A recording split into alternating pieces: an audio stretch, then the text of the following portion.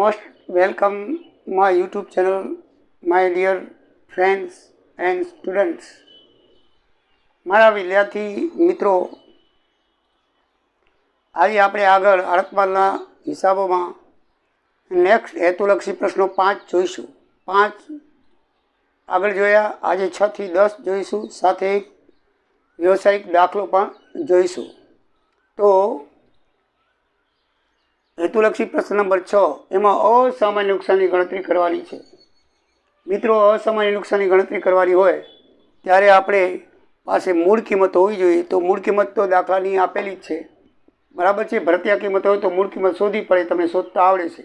125 100 તો જેટલી ભરતીયા કિંમત હોય એટલી કેટલા, પણ આમાં એવું નથી, ડાયરેક્ટ મૂળ કિંમત આપી દીધી છે. તો 100 રૂપિયાના પ્લાસ્ટિક પાઇપો મોકલ્યા છે 5000, એટલે પ્લાસ્ટિક પાઇપ 5000 ગુણ્યા 100 એની કિંમત એટલે 5 લાખ રૂપિયા થાય. એમાં નૂર અને વીમા ખર્ચ ઉમેરી 20000 રૂપિયા, તો 52000 રૂપિયા થાય. આ એની પડતર કિંમત આવી. હવે નુકસાન પામેલ માલની કિંમત શોધીએ તો 500 પાઇપ છે, રસ્તામાં નુકસાન આગથી નુકસાન પામે છે, તો 100 રૂપિયા પાઇપની કિંમત છે, એટલે 500 ની 50000 રૂપિયા થાય. અને પ્રમાણિત ખર્ચા આપણે ઉમેરવાના છે. તો પ્રમાણિત ખર્ચ ખબર છે આપણે કે ભાઈ 5,20,000, તો 50,000 એ કેટલા? આ જે માલિકે ખર્ચો કર્યો છે 20,000 ઉપર, 5 લાખ ઉપર કરેલો છે, તો 5,20,000 તો 50,000 એ કેટલા? એટલે 5 લાખ નીચે આવે, બાકીના બે પદ ઉપર 83 કરીએ તો 2,000 રૂપિયા પ્રમાણિત ખર્ચ થાય. તો 52,000 રૂપિયા એ નુકસાન માલની પડતર થાય. હવે આપણે અસામાન્ય નુકસાન શોધવું હોય તો નુકસાન પામેલ માલની કિંમતમાંથી આપણે જે વીમા કંપનીએ જે માલ મંજૂર કર્યા છે એ રૂપિયા બાદ કરો. તો એમાં લખ્યું છે કે 40,000નો દાવો મંજૂર કર્યો, તો નુકસાન પામેલ આપણી કરીને 52,000 છે, 40,000 વીમા કંપનીએ મંજૂર કરેલ છે, એટલે ખરેખર નુકસાન આપણને 12,000 થયું. કેટલું નુકસાન થયું? આપણને 12,000નું નુકસાન થયું. તો આ અસામાન્ય નુકસાન કહેવાય. શું કહેવાય? અસામાન્ય. એની આમ નોંધ પણ લખવાની છે. તો હંમેશા જે વીમા કંપની તરફથી આપણને મળે ને એ આપણે કઈ બાજુ લખી છે? આળતમાલ ખાતામાં જમા બાજુ. અને અસામાન્ય નુકસાન પણ કઈ બાજુ લખી છે? જમા બાજુ લખી છે. હંમેશા મેં તમને પહેલેથી કીધેલું છે કે અસામાન્ય નુકસાન એ વીમા કંપનીની રકમ એ બંને આળતમાલ ખાતાની કઈ બાજુ આવે? જમા બાજુ આવે, બરાબર ને? તો આળતમાલ ખાતાની જમા બાજુ શું આવે? વીમા કંપની ખાતે ઉધાર 40,000, તે આગથી થયેલ નુકસાન ખાતે ઉધાર 12,000, અથવા તો અસામાન્ય નુકસાન ખાતે પણ લખાય, આગથી થયેલ લખો તો ભલે, અને અસામાન્ય નુકસાન ખાતે ઉધાર 12,000 એમ પણ તમે આમનો લખી શકો છો. તે આળતમાલ ખાતે 52,000 થાય. એટલે આનો અર્થ શું થાય? આપણે ખતવણી કરીએ તો આળતમાલ ખાતાની જમા બાજુ વીમા કંપની ખાતે 40,000 અને અસામાન્ય નુકસાન ખાતે 12,000 એમ લખશું. લખીએ છીએ ને, બસ એ જ આમનો છે. આ બંને હંમેશા આળતમાલ ખાતાની ઉધાર બાજુ આવે, અસામાન્ય નુકસાન અને વીમા કંપનીની રકમ. એટલે આમનો આ રીતે થાય. બાબત છે વીમા કંપની પાસે રૂપિયા 40,000 લેણા થયા તે અથવા મંજૂર કર્યા તેના. આ રીતે આમનો લખી અને વિકલ્પ પૂરો થાય. હવે 7મો વિકલ્પ છે, 15 કિલોને એક એવા 100 ડબ્બા 530 રૂપિયાના ભાવે ભાવનગરીએ અમદાવાદીને મોકલ્યા, 625 ખર્ચો થયો. તો ડબ્બાની કિંમત કેટલી આવે? 100 ડબ્બા છે, 530નો એક ડબ્બો એટલે 53,000 થાય, એમાં 650 ખર્ચ થાય, એટલે માલની કુલ પડતર 53,650 થાય. હવે આપણે સામાન્ય ઘટની ગણતરી કરી, કારણ કે આમાં આખર માલ સ્ટોકની કિંમત કરવાની છે. એટલે સામાન્ય ઘટ કેટલી પડી છે એમાં લખ્યું છે આગળ કે 5% સામાન્ય ઘટ છે, મોકલાવેલ માલની 5%. તો પહેલાં આપણે મોકલાવેલ માલ શોધવો પડે, કિંમત નહીં, માલ, બરાબર, જથ્થો શોધવો પડે. કિંમત તો આપણી પાસે આવી ગઈ 5%, બરાબર છે. તો જથ્થો કેટલો? એક ડબ્બો 15 કિલોનો, 100 ડબ્બા મોકલ્યા તો 1500 કેજી 15 કિલો થયા. એમાંથી 5% ઘટ થઈ, એટલે 1500ના 5% એટલે 75 કિલા ઘટ થઈ. વચ્ચે શું થઈ ગયું? સામાન્ય ઘટ થઈ ગઈ, બરાબર છે, નુકસાન થઈ ગયું. તો 75 કિલા છે, એટલે માલ આડતિયાને કેટલો મળ્યો છે? આપણે મોકલે 1500, 75 કિલા ઘટ થઈ ગઈ, તો 1425 કિલોગ્રામ આડતિયાને મળ્યો હોય. મોકલાવેલો તો 1500, વચ્ચે કોઈક કારણોસર 75 કિલો ઘટ થઈ ગઈ, તો એ ઘટ આપણે બાદ કરવી પડે. આખરના સ્ટોકની અંદર જ્યારે ઘટ આપી હોય ને એ શું થાય, મૂળ સ્ટોકમાંથી ઘટ બાદ થાય. એટલે મૂળ સ્ટોક 1500 એમાંથી ઘટ બાદ કરો એટલે 1425 આવ્યા. હવે આપણે આડતીઓ હંમેશા છે ને માલ કયો વેચશે એને મળશે એ જ.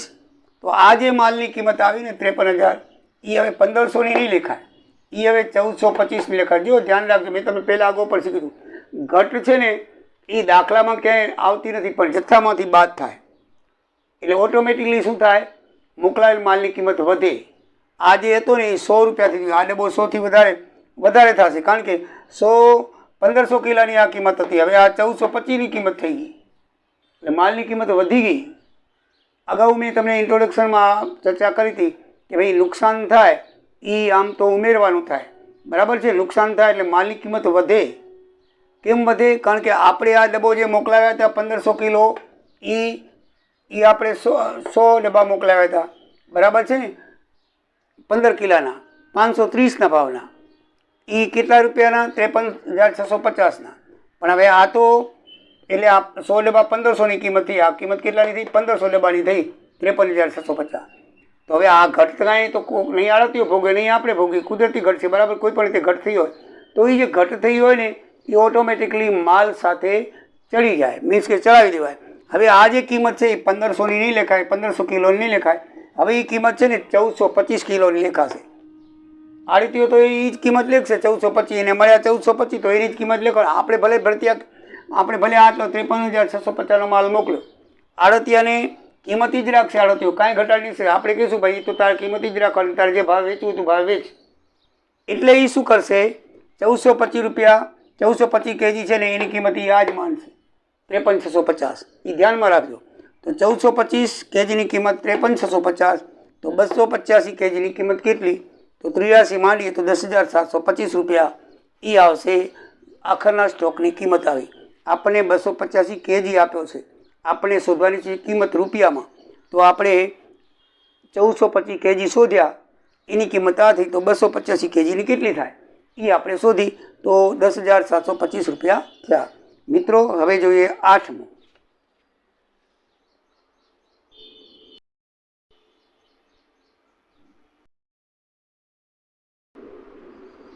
વિદ્યાર્થી મિત્રો હવે આપણે હેતુલક્ષી પ્રશ્ન નંબર 8 જોઈએ.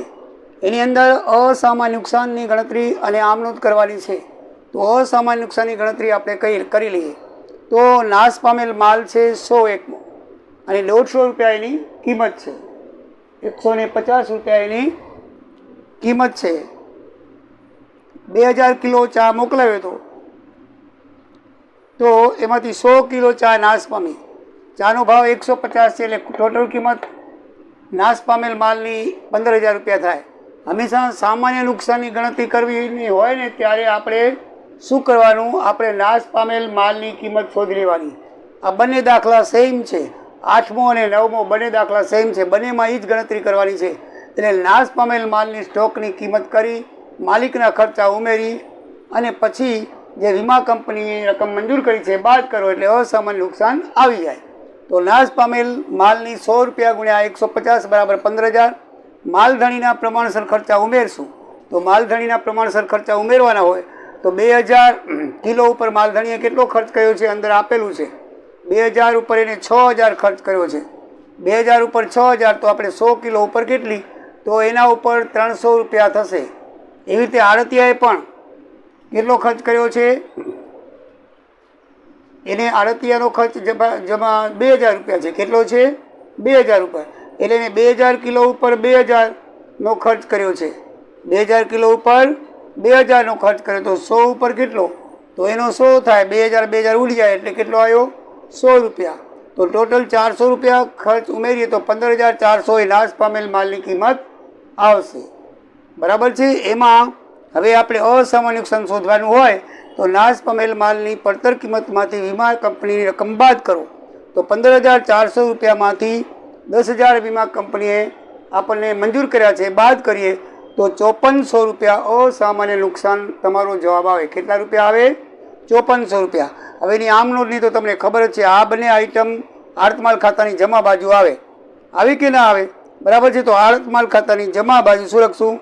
વીમા કંપની ખાતે ઉધાર. વીમા કંપની જે રકમ મંજૂર કરેલી હંમેશા ઉધાર થાય, અને નુકસાન છે અસામાન્ય નુકસાન ખાતે પણ ઉધાર તે આડત માલ ખાતે જમા 15,400। આ તો આમનો સાવ સહેલી છે। જ્યારે પણ અસામાન્ય નુકસાન આવે ત્યારે હંમેશા આડત માલ ખાતાની જમા બાજુ થાય છે। બંને ખાતે ઉધાર લખીને આડત માલ ખાતે શું કરવાનું હોય? જમા કરવાનું હોય। એવી જ રીતે દાખલા નંબર 9 છે, પરિખેન સંસ્થા ખાતે આમનો જ લખવાની છે। તો પહેલાં અસામાન્ય નુકસાનની ગણતરી કરી તો એમાં નાશ પામેલ માલ છે 1,000 કિલો ચા। કેટલા છે? 1,000 કિલો। એમાં પણ 150 રૂપિયા ભાવ છે એટલે 1,50,000 થશે। એમાં માલિકના પ્રમાણસર ખર્ચા ઉમેરીએ તો 25,000 કિલોગ્રામે એને કેટલો ખર્ચો કર્યો છે? 25,000। કેટલો કર્યો છે? 25,000। તો 1000 એટલે કેટલું? તો 25 ઉડી જાય એટલે 1,000 કિલો હોય, 1,000 રૂપિયા આવે એટલે 1,51,000 રૂપિયા થાય। હવે અસામાન્ય નુકસાન શોધવાનું છે તો નાશ પામેલ માલની કિંમત 1,51,000, એમાંથી 1,45,000 વીમા કંપનીએ મંજૂર કરી છે તો 6,000 રૂપિયા અસામાન્ય નુકસાન થાય। એની આમ નોંધ આપણે પરિખેન સંસ્થા ચોપડામાં લખીએ તો વીમા કંપની ખાતે ઉધાર એ જે રકમ મંજૂર કરી તે 1,45,000, અસામાન્ય નુકસાન 6,000, તે આડત માલ ખાતે જમા 1,51,000 થાય। બાબત છે 1,45,000 વીમા કંપની પાસે લેણા થયા તે અને અસામાન્ય નુકસાન 6,000 નોંધ કરી દે। તો ચલો મિત્રો, હવે દાખલા નંબર 10 જોઈએ।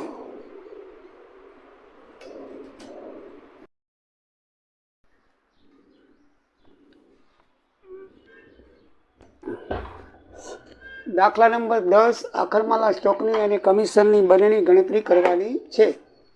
તો પહેલાં આપણે આખરમાલા સ્ટોકની ગણતરી કરી લઈએ। આનંદે 10,000 લીટર રસાયણ ₹1.90 પ્રતિ લીટર ભાવ રમેશને આડત પર મોકલ્યું, એટલે 10,000 લીટર 1.90ના પ્રતિભાવ પર લીટરે એટલે 19,000 રૂપિયા થાય। એમાં માલધણીનો ખર્ચ છે 1,000 રૂપિયા એટલે 20,000માં પડતર થયું। કેટલામાં થયું?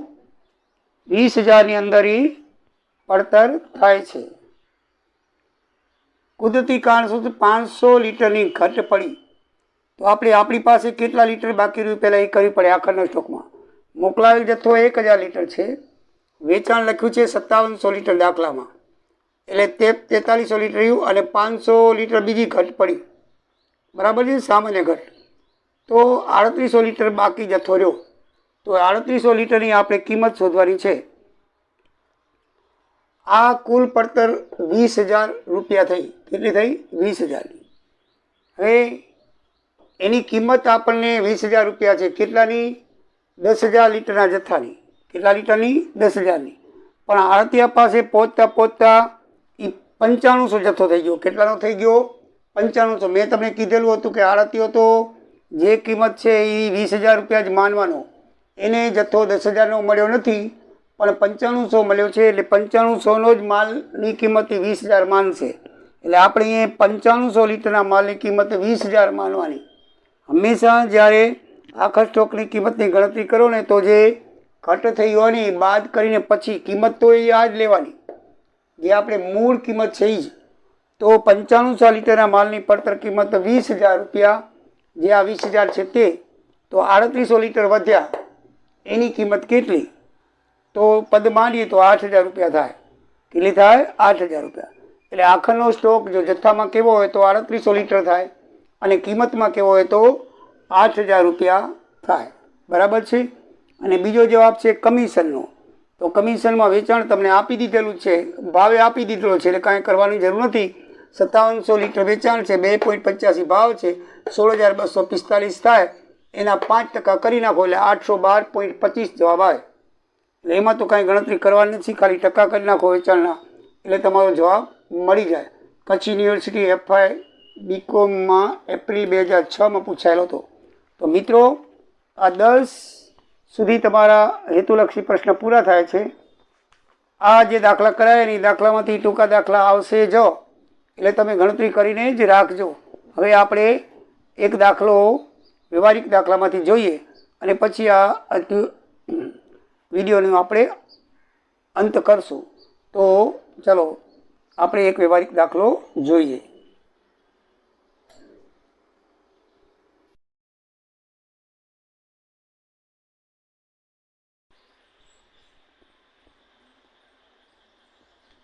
વિદ્યાર્થી મિત્રો, આપણે વ્યવહારિક દાખલામાં છેલ્લો દાખલો, દાખલા નંબર 53, જે 2022માં ગુજરાત યુનિવર્સિટીમાં પૂછાયેલું છે. આજથી 4 વર્ષ પહેલાં, છેલ્લા 5 વર્ષના દાખલા સોલ્વ કરીએ તો આ 4 વર્ષ પહેલાંનો દાખલો છે. 2 વર્ષ પહેલાંનો, 24 છે, 2 વર્ષ પહેલાંનો છે. એટલે આપણે 21, 22, 23, 24 એવી રીતે 5 વર્ષના દાખલા કરીશું. એટલે છેલ્લા 5 વર્ષના પેપરમાંથી કોઈ એક દાખલો આવી શકે એવી શક્યતા હોય છે, અથવા એના જેવો આવે. તો ચલો આપણે દાખલા નંબર 53 લઈએ. 53 દાખલા નંબર ઇઝી છે. સૌથી પહેલાં લખેલું છે કે રાજકોટના રમણભાઈએ સુરતના સંજયભાઈને 1-10-22ના 300 ટેબલ પંખા આડત માલથી વેચ્યા. દરેક પંખાની મૂળ કિંમત આપેલી છે, પરંતુ કાચું ભરતિયું ભરતિયા કિંમત 25% નફો મળે તે રીતે બનાવવામાં આવ્યું હતું. જો મૂળ કિંમત આપેલી છે ને આપણે ભરતિયા કિંમત શોધવાની છે. આપણે દાખલા ગણી ગયા છીએ. જે શોધવાનું હોય એ જ ધારવાનું હોય. તો ધારો કે ભરતિયા કિંમત 100 હોય તો મૂળ કિંમત કેટલી થાય? 25% બાદ કરી નાખો એટલે 75 રૂપિયા મૂળ કિંમત થાય. કેટલી થાય? 75. ત્રિપદમાં લો, 75 રૂપિયા મૂળ કિંમત હોય તો ભરતી કિંમત 100, તો 1200 રૂપિયા મૂળ કિંમત હોય તો ભરતિયા કિંમત કેટલી? 75 નીચે આવે, તમે સાદુરૂપ આપી દો તો 1600 રૂપિયા ભરતિયા કિંમત થાય. કેટલી થાય? 1600 રૂપિયા. તો આડત પર મોકલાવેલ માલ આપણે 300 એકમ છે ને 16 ગુણી નાખીએ 4,80,000 રૂપિયા આવે. આડત પર મોકલાવેલ માલ કેટલો આવે દોસ્તો? 4,80,000 માલ આવે. હવે આપણે રોકડ ખાતે માલધણીના ખર્ચા લખશું. આપણને આપેલા છે 1,000 રૂપિયા ગાડા ભાડું, નૂર ભાડું 1,500 રૂપિયા, વીમા પ્રીમિયમ 5,000 રૂપિયા. તો આ ત્રણે ખર્ચા લખ્યા છે. ટોટલ 7500 રૂપિયા ખર્ચ થાય છે. એવી જ રીતે પછી આગળ લખ્યું છે એ જ દિવસે સંજયભાઈએ 2,55,150નો બેંક ડ્રાફ્ટ રમણભાઈને મોકલ્યો. એ દિવસે મોકલતા હોય એટલે સમજી લેવાનું કે એડવાન્સ હોય. જે દિવસે માલ આવે ને એ જ દિવસે મોકલી દે તો એડવાન્સ કહેવાય. વેચ્યા પછી મોકલે એ ચૂકતે કિંમત કહેવાય. એટલે આ બેંક ખાતે એડવાન્સ 2,55,150 એ સંજયભાઈના ખાતે આપણે માલધણીના ચોપડે આડતિયાનું ખાતું બનાવ્યું છે. સંજયભાઈ પોતાના ખાતામાં લખશે. માલધણીના ખાતામાં એ ક્યાં આવશે નહીં, આડતમાલના ખાતામાં નહીં આવે. બરાબર સમજાઈ ગયું? હવે આગળ વાંચીએ તો તેમણે 140 પંખા 1900ની કિંમતે વેચ્યા. આ 140 પંખા 1900ની રોકડેથી એટલે 2,66,000. પછી લખ્યું 90 પંખા 2,000ની કિંમતને મનીષભાઈને શાખ ઉપર. આ 90 પંખા 2,000 મનીષભાઈને ઉધાર આપ્યા, 1,80,000 રૂપિયા થાય. અને 40 પંખા 1950ની કિંમતે અમિતભાઈને રમણભાઈની ભલામણથી, ધ્યાન રાખજો આ છે ને માલધણીની ભલામણ છે, એટલે 40 ગુણ્યા 1950 એટલે 78,000 માલધણીની ભલામણથી ઉધાર વેચાણ છે. ટોટલ વેચાણ આપણે હવે લખી નાખીએ. કુલ વેચાણનો સરવાળો માલશો તો 5,24,000 રૂપિયા થશે. એટલે આપણે આડત માલ ખાતાની ઉધાર બાજુ શું લખી નાખશું? 5,24,000 રૂપિયા. બરાબર ને? આડત માલ ખાતાની આ ઉધાર બાજુ અને આ છે જમા બાજુ. એટલે 5,24,000 રૂપિયા લખી નાખ્યા મિત્રો. હવે આગળ વાંચીએ. રકમ વાંચતા જાઓ એટલે દાખલો કરતા જાઓ. એ સંજયભાઈએ નીચે પ્રમાણે ખર્ચા ચૂકવ્યા. એ આડતિયાના ખર્ચા તો હાર્યા. આડતિયાના ખર્ચા 4500 જકાત, ગાડા ભાડું 1,500 અને વેચાણ ખર્ચા 1,850. ટોટલ 7850 એને ખર્ચા ચૂકવ્યા. હવે મનીષભાઈ અને અમિતભાઈ નાદાર જાહેર થયા અને તેમની પાસેથી 60% રકમ વસૂલ કરી શકાય. હવે વાંચજો, મનીષભાઈને શાખ ઉપર વેચ્યું છે આડતિયાએ, બરાબર છે. એની ગાલખાત પોતે આડતીઓ ભોગશે, કારણ કે આસામી આડત લે છે. એટલે આપણા હિસાબમાં ક્યાંય નહીં આવશે. આડતીઓ પોતે લખશે, આડત ખાતું બનાવશે ને એમાં. પણ જે અમિતભાઈની ભલામણથી એટલે કે માલધણીની ભલામણથી રમણભાઈની માલ વેચ્યો છે એની ગણતરી ખાલી થશે. ધ્યાન રાખજો, બંને નાદાર થયા છે તો એકની આડતીઓ ભોગવશે ને એકની માલધણી ભોગવશે. કારણ કે માલધણીને જે સૂચના આપી હોય એ માલધણીના ચોપડામાં આવશે. આડતીએ પોતે આસામી આડત લેતો હોવાથી એની જે છે એ પોતે આડતીઓ આપણે બનાવ નથી આડત ખાતું, ન કે આડત ખાતાની ઉધાર બાજુ એની ગાલખાત આવત, પણ એ આપણે બનાવવા નથી. એટલે એ આપણે એક જ જણની બનાવવાની છે. કોની? અમિતભાઈની. કારણ કે એ માલધણીના કહેવાથી એટલે 78,000ની ગાલખાત આપણે અહીંયા ગણતરી કરશું. 78,000ના 40%, કારણ કે 60% વસૂલ થયા છે લખ્યું છે. કેટલા? 60% વસૂલ થયા એટલે કે 40% ખોટ ગઈ. એટલે 40% લખીએ તો 31,200. તો એ અહીંયા ગાલખાત તરીકે 31,200 લખાશે. સમજાઈ ગયું? હવે વેચાણ પર 5% અને આસામી આડત 2%. તો વેચાણ ઉપર 5%. વેચાણ કેટલું છે? આ રહ્યું 5,24,000 કુલ. 5,24,000ના 5% કરો, 26,200 થાય. અને ઉધાર વેચાણ આ જ આવશે 1,80,000. આ તો રિયા માલધણીના કહેવાથી છે, એટલે 1,80,000ના 2% 3,600 રૂપિયા થાય. બરાબર છે. હવે સામાન્ય અનામત આપણે કેવી રીતે કરી? જો 4,80,000 આડતીઓ છે, આડત માલની કિંમત છે, અને 3,60,000 મૂળ કિંમત કરે. મૂળ કિંમત 1,200 છે, 1,200 × 300, 12 × 36, એટલે 3,60,000. 4,80,000માંથી 3,60,000 કરો, 1,20,000નો તફાવત આવ્યો. એમાં આડત માલનો તફાવત આપણે એ લખવાનો છે. બરાબર.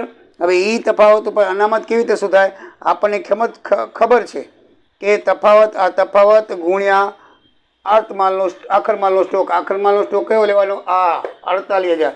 આ ખર્ચા વગરનો લેવાનો. 30 એકમ વધ્યા ને, તો 30 × 160 ભરતીયા કિંમત એટલે 48,000 થાય. તો એ 48,000 લેવાનો ભાગ્યા ભરતીયા કિંમત 4,80,000 એટલે 12,000 આવશે.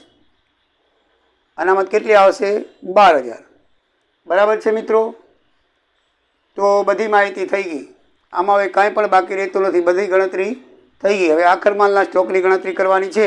આ કેવી રીતે આવ્યો? તો 48,000 જે ભરતીયા કિંમત છે એમાં માલધણીના ખર્ચા 750 ઉમેરવા પડે. તો માલધણીએ કેટલો ખર્ચો કર્યો છે? 750. કેટલા એકમ ઉપર? 300 એકમ ઉપર. તો એમ કરાય કે 300 એકમ ઉપર 7500, તો 30 એકમ બાકી વધ્યા હતા. કેટલા વધ્યા હતા? 30. આ 300 પંખામાંથી વેચાણ 270 ને બાકી રહ્યા 30. 300 પંખામાંથી 270 વેચાઈ ગયા. બરાબર. આનો સરવાળો કરો, 270 થાય. 140, 180, 90, 270. એટલે 300માંથી 270 ગયા એટલે 30 વધ્યા. તો 30 ઉપર કેટલો? 750 થાય. બરાબર છે. કારણ કે 7500 રૂપિયા એની કિંમત છે, ખર્ચ કર્યો છે. કેટલા ઉપર? 300 ઉપર. તો 7500, 300 ઉપર 7500, 30 એકમ ઉપર કેટલા? એટલે 750 રૂપિયા આવે. આ જ રીતે આડતિયાના ખર્ચા આપણે જોઈશું. તો આડતિયાના ખર્ચાની અંદર 1850 વેચાણ ખર્ચા છે. જે આવર્તક ખર્ચો છે એ નહીં આવે. આ બિન આવર્તક 2, 4500 ને 1500 એટલે 6,000 રૂપિયા આવશે. તો 6,300 ઉપર 6,000, તો 30 ઉપર કેટલા? એટલે 600. એટલે બે ખર્ચ 750 અને 600 એટલે 1,350 ઉમેરી 48,000માં એટલે 49,350 આવશે. એટલે 49,350 આખર માલનો સ્ટોક આપશે. એટલે મિત્રો હવે બંને બાજુનો સરવાળો કરશો તો 6,93,350, 6,93,350 આવી જશે. એવી રીતે અર્થમાલ ખાતાની અંદર કુલ વેચાણ 5,24,000 લખેલું છે. બરાબર છે. બેંક ખાતે રોકડ 2,55,150 એ આપણે એડવાન્સમાં આપેલી રકમમાં લખેલી છે. રોકડ ખાતે ખર્ચા અહીંથી લઈ લઈશું. રોકડ ખાતે ખર્ચા 78,50 આવતા 7,000, 7,850 આવશે. બરાબર છે. આ માલધણીના ખર્ચા નહીં આવે.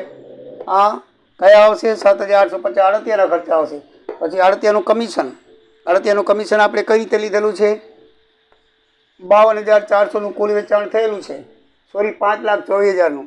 5,24,000નું 5% લેખે લખી 26,200 આવ્યું. તો 26,200 લખ્યું. બરાબર છે. એવી રીતે આપણે 1,80,000 પર 2% લેખે 3600 કમિશન છે, તો અહીંયા લખ્યું 3600. અને અમિતની ગાલખાતની ગણતરી 78,000 ઉપર આપણે કરી છે, એટલે 31,200 આવી. 31,200 લખી એ અમિતની ગાલખાત આવશે. અને બેંક ડ્રાફ્ટ માલિકને ચૂકતે રકમ કરી 2 લાખ રૂપિયા. બંને બાજુ 5,24,000 રૂપિયા આવશે ટોટલ, અને 2 લાખ રૂપિયાનો જવાબ આવશે. તો મિત્રો આ રીતે આપણો દાખલો પૂરો થાય છે. તમે દાખલાને સબસ્ક્રાઈબ કરજો, વિડીયો મોકલાવજો મિત્રોને, અને તમારા મિત્રોને મોકલાવીને સબસ્ક્રાઈબ કરવાની ભલામણ કરજો. મિત્રો હજી પણ કોઈ પણ દાખલા ના આવડતા હોય તો 5 વિકલ્પ સાથે એક દાખલો હું મોકલાવું છું.